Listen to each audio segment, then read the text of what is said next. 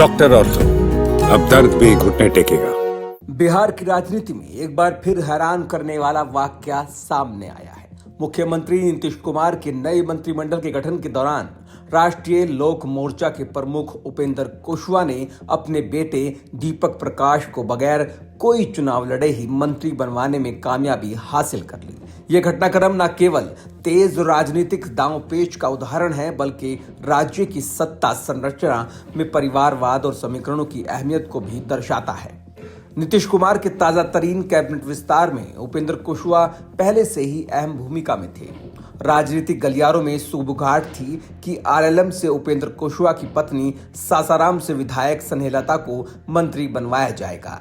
हालांकि पेच उस वक्त फंसा जब एनडीए में सीट बंटवारे और मंत्री परिषद के फार्मूले पर उपेंद्र कुशवाहा की नाराजगी सार्वजनिक हो गई।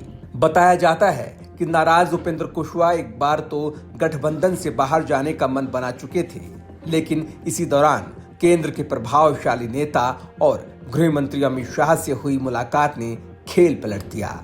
केंद्रीय नेतृत्व ने कुशवाहा को मनाने के लिए नई एमएलसी सीट यानी कि विधान परिषद का सदस्य देने का वादा किया। उपेंद्र कुशवाहा ने इस डील का बेहद समझदारी से फायदा उठाया।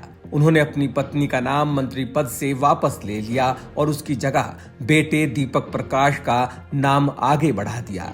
ये कदम अप्रत्याशित था, क्योंकि ना तो दीपक प्रकाश विधायक है, ना ही अभी तक विधान परिषद के सदस्य। फिर भी उन्हें शपथ दिला दी गई बिना किसी चुनावी जनादेश की।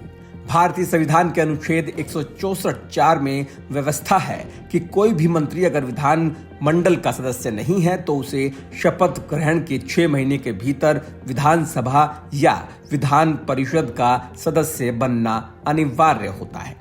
इसी संवैधानिक प्रावधान ने उपेंद्र कुशवाहा के बेटे की राह आसान कर दी। अब एनडीए गठबंधन द्वारा तय एमएलसी सीट पर दीपक प्रकाश को जल्द ही निर्विरोध निर्वाचित करवाया जाएगा, जिसकी रूपरेखा पहले से ही तय मानी जा रही है।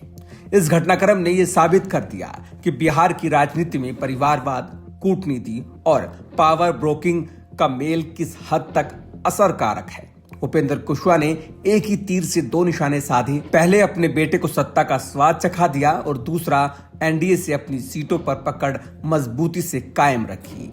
आखिर में ये पूरा मामला बिहार की सत्ता की डील बेस्ड राजनीति को उजागर करता है, जिसमें पद, प्रतिष्ठा और लाभ के लिए परिवारों की भूमिका और गठबंधन राजनीति का दबदबा साफ नजर आता है।